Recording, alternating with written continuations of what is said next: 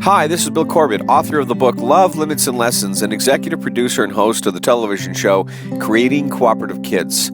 Thanks for downloading and listening to this podcast series that will offer interviews with experts, clips from my television show, excerpts from my parent coaching sessions, and even my interviews on the radio. Each podcast will feature help for parents and professionals who live or work with children and teens, so you'll want to subscribe to the entire series.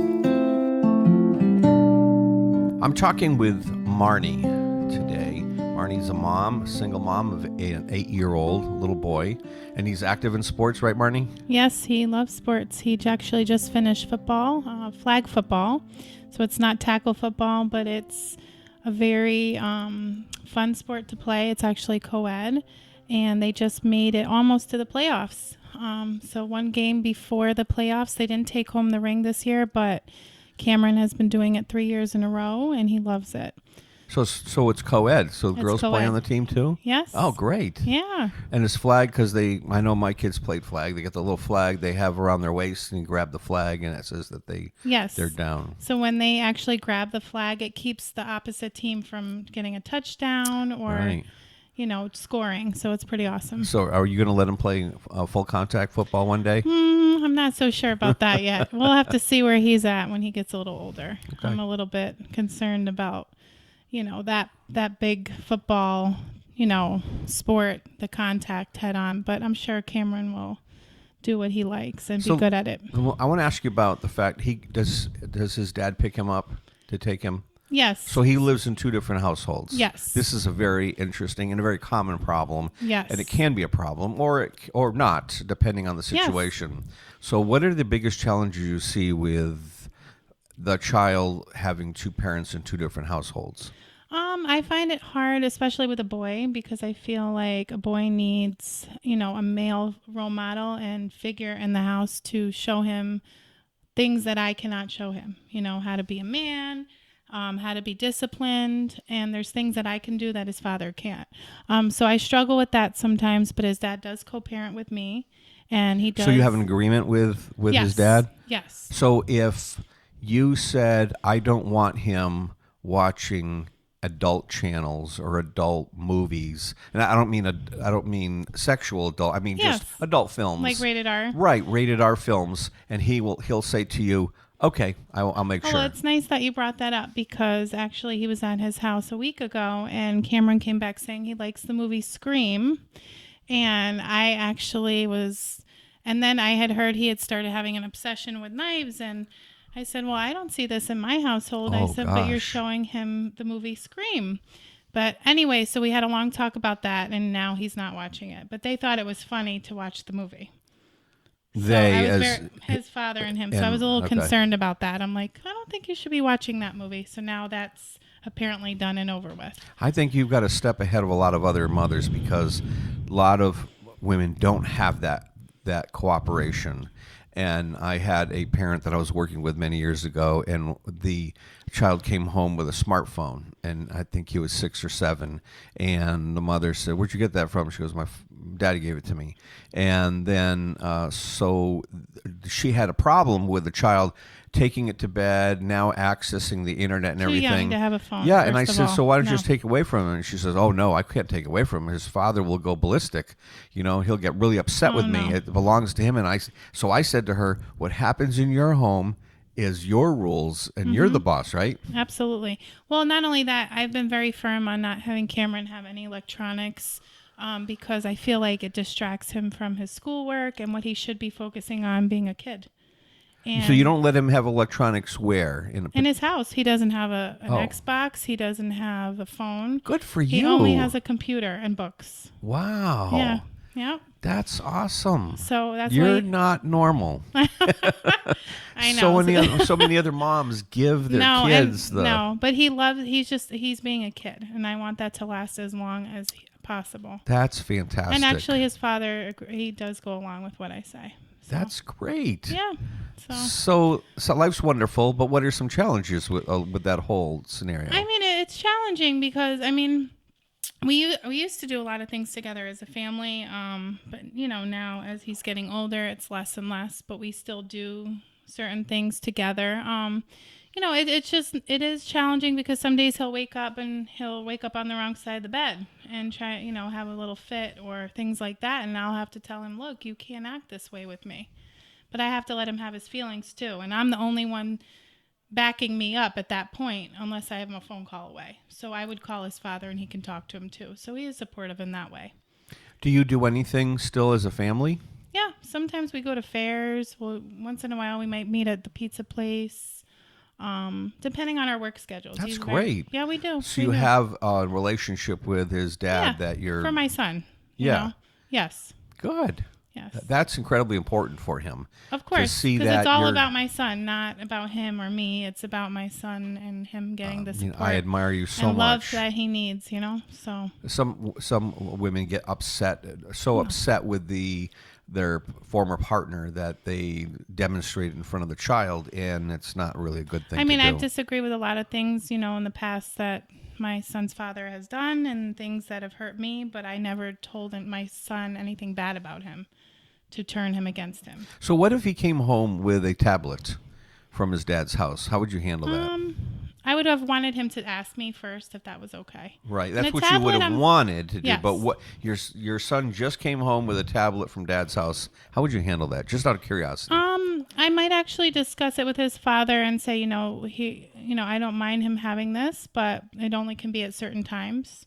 And, we'll discuss what times they can be, and then the other times they go in mom's room. Okay, great. Something like that. He's got to sign it out. I don't think I would take it away, all together, but... Now, you also can control the internet connection, too. Yes. So you can control your router to put security on it. Because he has a little computer. I bought a nice computer, so he has a little, kind of like a computer that's like a tablet. It's like a, what do you want to call one of those, Samsung? Yeah. So it's kind of like a big tablet. Yep. So he has that he can go on. And I control the settings on there, so... When my children were little, I put controls on the router and then suddenly discovered that my son was in his bedroom connected to the neighbor's router. Oh, I bet. Because the houses were so close. So then I had to go to the neighbors and say, could you please put security on your router? What age was this at? Well, that was like probably 9 or 10. Oh, wow. So I'm losing control soon is what you're telling me. So I went to the neighbors and asked them if they would put security on their router. Yeah. And one neighbor agreed. The other neighbor told me to take a flying leap, So now I've got that issue to deal with. But, oh, jeez. I'm sure you tackled that right away, huh? Do you what kind of agreements have you set up now with him, with the other partner, with your former partner? Well, now? He works a lot, so we do, every other weekend. He'll take him from like Friday to Sunday, depending on the work schedule. It could change. During the week, I have him. I mean, it's just a matter of he's available. We might we'll talk over the phone, and maybe we'll meet somewhere for dinner or something like that. But for the most part, he's with me. So. And what's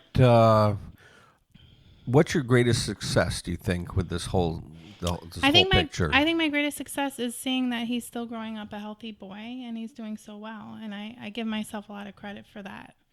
Being able to handle all that and still give him everything he needs and support him emotionally in a good way. And I'm obviously doing something right. I think you obviously are, and you're on the right track. So for parents who might be listening who are about to enter in this kind of scenario, they're getting divorced or they never were married, but they were living together and now they're going to separate, or they each have different partners, their own separate partners.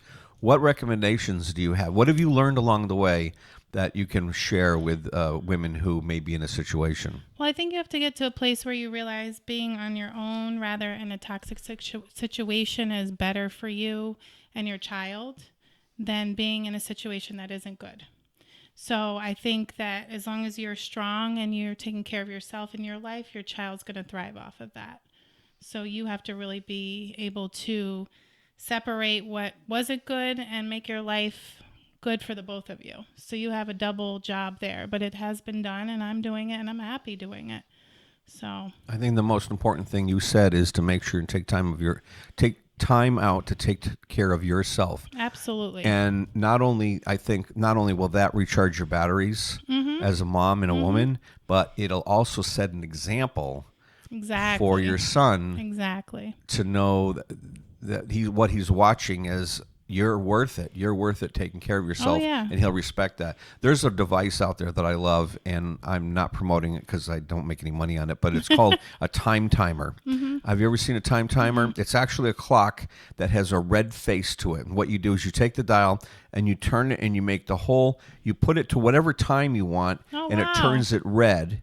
And then it slowly goes backwards as the timer moves, the red disappears. So it goes back to a white face. It's called, and you can find it at timetimer.com. And it's what it's great for is, like, let's say you want 45 minutes to take a bath, and you don't want him knocking on the door. You want with your glass of wine in the bath, taking care of yourself. Yeah. Or not even a bath. It could be you need to be on the computer. You need to get some work done. So let's say you got to file some paperwork, and you don't want him coming in here saying, "Mom, can you play with me?" So the time timer is great, and you teach your child that when the red runs out, I will be all ears for you. But as long as there's red, you can't bother me. That's a good one. And it's a great thing for them to see, and it's even more effective for those on the spectrum, for parents who have autistic children. They watch the red. So the rule is, when there's red, don't bother mommy, and please give me my time and space. When the red runs out, you can come in and talk to me. So you can set it up to an hour as the red dial begins to disappear. So it's an awesome device. That is cool. I like that. I am very specific with my son, especially. He knows when mom needs her time. So he's pretty good with that. He goes into his room and does his own thing. So I'm going to show it to you sometime, because especially if, can you play now? Can you play now? No, I told you I need 10 more minutes, right? Right. And you find yourself scolding, and then you feel, I'm sorry, mommy's sorry for yelling, but I need to get this done. How else would he know? Because children, even at 8, even though you think they can tell time, it's hard to tell the passing of time for them. That's true. Because everything's happening now. And it's all about them. It's all about them. They're right. Good point. They're very egocentric. Yeah. It's like the world revolves around me. Of course. Yeah. And so this kind of device helps. So you gave some great tips for parents who might be entering the situation they can learn from. And I admire you. You're an excellent mom. This is fantastic. Thank you. You're raising a great young man who's going to use everything you've said and done up to this point and more to learn. He'll become more of a challenge as the challenges will change, I'm sure. but it sounds like you'll be ready. Yes, absolutely. Well, thanks for talking with me, Marnie. Oh, you're welcome. Have a good day. My pleasure.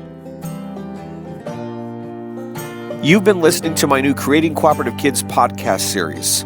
If you would like more help with discipline and parenting, please visit my website, www.cooperativekids.com. And remember, making the world a better place to live begins by using a style of discipline that not only creates more cooperation today, but also helps our children to eventually find their purpose in life. All information on this recording is the property of Bill Corbett and Cooperative Kids. Copyright 2012, Cooperative Kids Publishing.